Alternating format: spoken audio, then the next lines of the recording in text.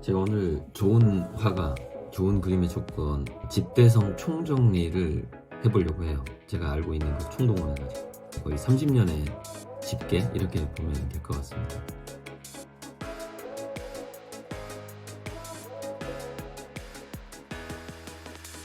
제가 지금 여기 이게 철판인데 여기다 메모한 게 조금 빠져 있을 수 있으나 30년 이상의 제 경험을 집대성했다. 그 점에 있어서 아마 작가 스스로 이거를 미술평론가라 하더라도 이렇게까지 다 한꺼번에 정리를 한 사람은 거의 굉장히 없을 거고, 이렇게 하면 한 20가지 정도 됩니다. 이 20개의 조건에서 딱 두 가지만 뽑아봐. 그러면 참 어려운 건데, 스토리하고 시대성이에요. 예를 들자면 시대성 하면은 떠오르는 게 피카소고, 스토리 하면 떠오르는 게 고호예요. 여러분이 고호를 더 좋아하느냐 피카소를 더 좋아하느냐 각자 취향이 있을 겁니다. 스토리는 좀 더 여성적이고 시대성은 좀 남성적인 느낌이에요. 그럼 이제 총론으로 전체를 한번 봐봅시다.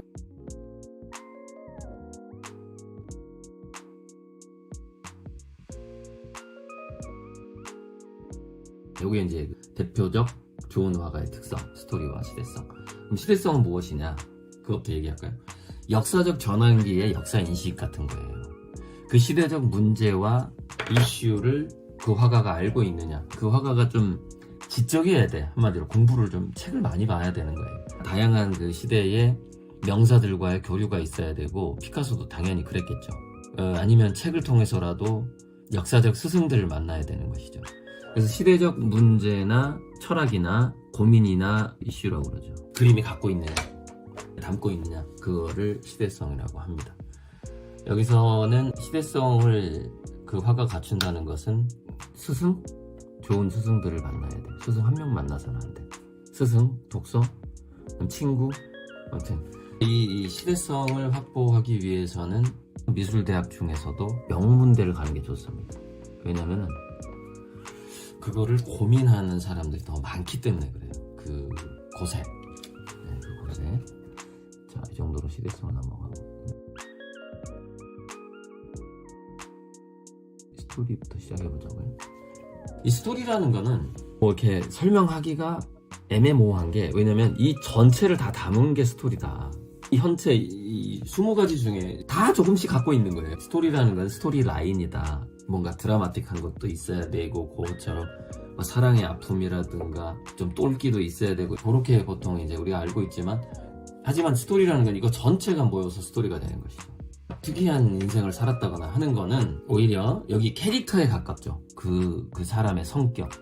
근데 이 캐릭터에서 그 사람이 특이한 삶을 살았다 하더라도 절대 놓쳐서는 안 되는 게 있죠. 두 가지를 꼽으라면 진정성하고 저돌적인 거. 이거 두 가지가 필요합니다. 우리가 진정성 얘기할 때 제가 전에 가끔 얘기했던 거예요. 진선미. 진이 먼저다. 진선미에서 진이 이 캐릭터라던가 또는 휴머니즘 이렇게 연결되잖아요.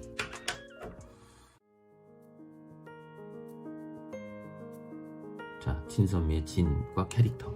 캐릭터는 개성, 특이성. 자, 개성하니까 또 연결되는 게, 이 캐릭터 진정성은 그 화가의 신뢰감하고 연결되는 거죠. 예술가의 신뢰감하고 은행가의 신뢰감 좀 다르잖아요. 네. 어떤 그 예술가로서의 신뢰감 같은 게 있어요. 저 사람은 절대 예술을 포기하지 않을 것이다 라는 믿음이 있어야 돼요. 저돌성하고 연결이 돼요. 엔진이 좋아야 끝까지 저 사막을 통과할 거다. 고통의 강을 건널 것이다. 그런 게 신뢰성이죠. 개성이 나온 김에 캐릭터의 개성이 있고 이 그림의 개성으로 넘어가면 그걸 바로 시그니처라고 하는 거예요. 이거는 성격, 그 인간성의 개성. 시그니처는 뭐예요? 그 그림 자체 개성. 여기 나오죠. 구별성, 차별성, 또 색깔. 시그니처도 스토리가 이 20가지 모든 걸 담고 있듯이 시그니처도 시대성, 대표성 이런 거 다 담고 있는 거죠. 여기는 다 교집합들로 이루어진 거지 뭔가 하나 이렇게 구획이 나눠지는 건 아니에요. 대부분 교집합만. 이제 이 종이 한 장에다 정리하다 보니까 이렇게 나열식으로 갈 수밖에 없는 참 가슴 아픈 이거를 입체적으로 이해를 하셔야 돼요. 자, 시그니처. 브랜드죠. 한마디로 얘기하자면 그 화가의 물방울, 김창렬, 피카소, 얼굴이 반쪽은 정면이고 반쪽은 옆면이더라, 뭐 이런 거죠. 브랜드 대표성하고도, 이 대표성하고 좀 연관이 좀 되죠.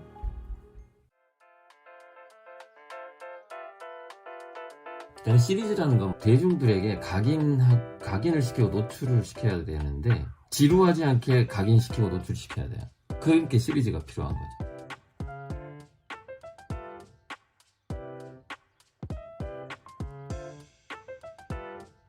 시리즈의 전개 과정에서 이 사람이 전망이 있다. 뭘 보고 전망을 느껴요? 그림의 응용력.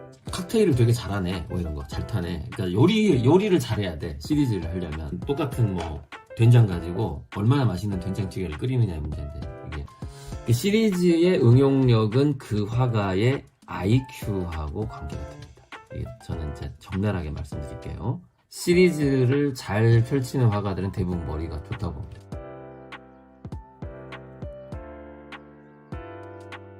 그러니까 3매치 3가지만 해라 그러면 시그니처 시리즈 스토리인데, 하나 더 집어넣어라 그러면 스펙인데, 요거는 사람들이 말하기 꺼리긴 하지만 명함의 뒷면 같은 거예요. 우리 명함 앞면에다가 뭐 이렇게 이름, 전화번호, 이렇게 무슨 어디 대표 요거만 적잖아요. 근데 뒤에 딱 넘기면은 뭐가 나와요? 특히 제 명함을 보면 자기가 쓴 책이 나오잖아요.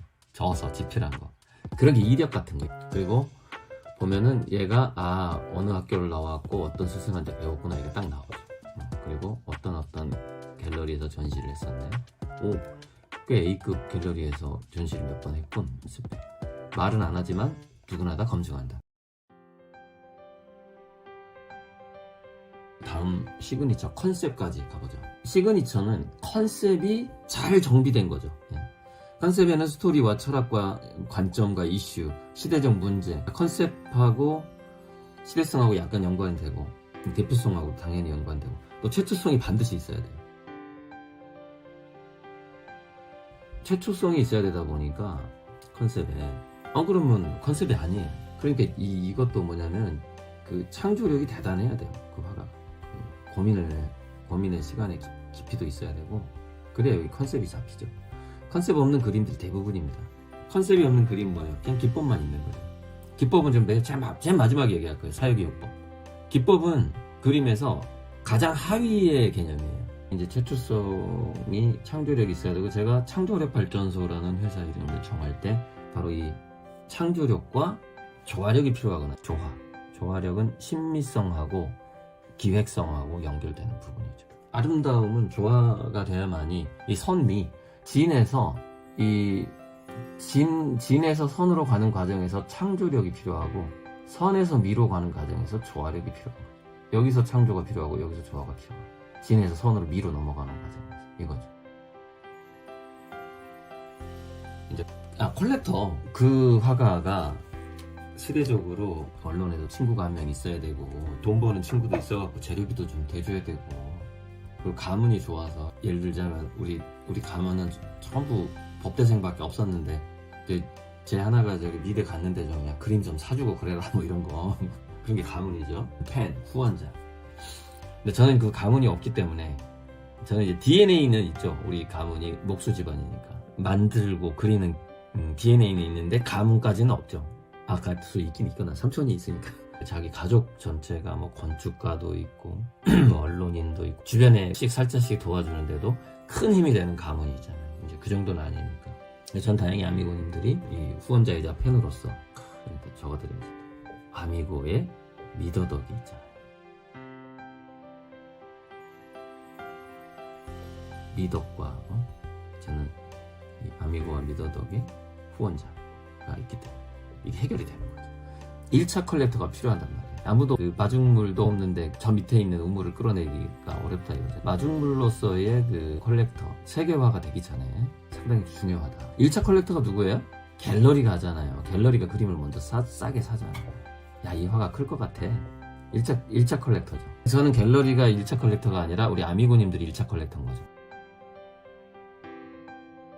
그 다음에 캐피탈은 이제 돈인데, 가문과 팬에서 그림을 갤러리에 사주면서 돈이 만들어지는 거죠.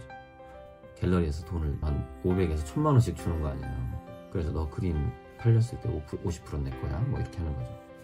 이 전속 작가가 갤러리에서 전속 작가 제도를 하는 거죠. 그게 캐피탈이죠.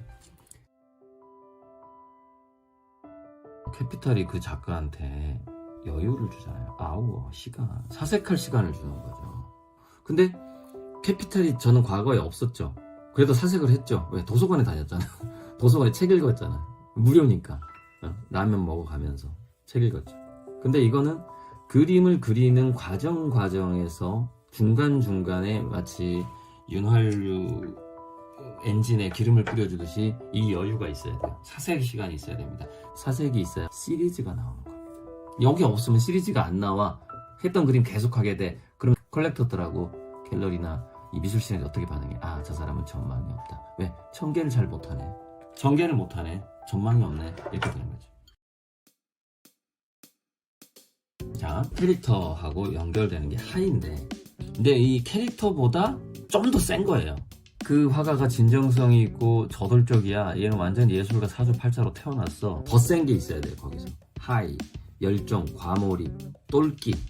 여기다 쓰진 않았지만 살짝 좀 또라이 기질이 좀 있어야 됩니다. 그 책 제목 중에 발칙한 예술가들이라는 책 제목이 있어요. 발칙해야 돼. 건방져야 돼. 이런 것들을 우리 후원자들이 이해를 좀 해주셔야 돼요. 그냥 까칠하지 않으면 제 성공 못할 거야. 발칙하고 건방지고 좀 자기 시간에 엄청나게 과몰입하기 때문에 그만큼 제가 뭐 전화도 못하게 하고 카톡도 못하게 하고 그렇잖아요. 그래서 이 하이는 굉장히 예술가내에서 한 단계 더 나가야 돼. 그런 게 있어야 돼요. 저는 그 똘끼가 있다기보다는 전방위가 있어. 전방위. 그게 고리들의 특성이에요. 고리들의 특성은 상당히 전방위적이야.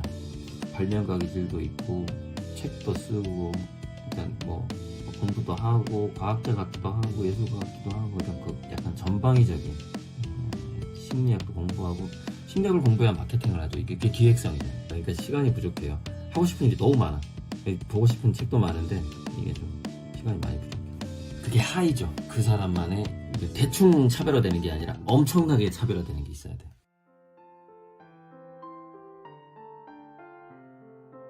휴머니즘부터 설명한 4H에서 3H에서 휴머니즘 생명, 평화, 꿈, 희망. 그 그림이 좀 음울하지 않고 좀 밝으면서도 희망적이어야 되죠. 그 약간 음울함을 그림의 컨셉으로 담는 사람도 있어요. 그것이 차별화라고 생각하면서 저는 DNA 자체가 기부 DNA가 있다 그러잖아요. 고리들의 통장은 통장이어야만 한다. 모든 돈은 밖으로 돌린다. 저는 저에게 있어서 오리는 저만의 휴머니즘이에요. 그러니까 필요한 돈이라는 것은 필요한 사람이 바로 써야 되는 것이지 통장에 왜 남겨두냐. 그게 나는 휴머니즘이 아닌 거야. 필요한 곳으로 가야 돼.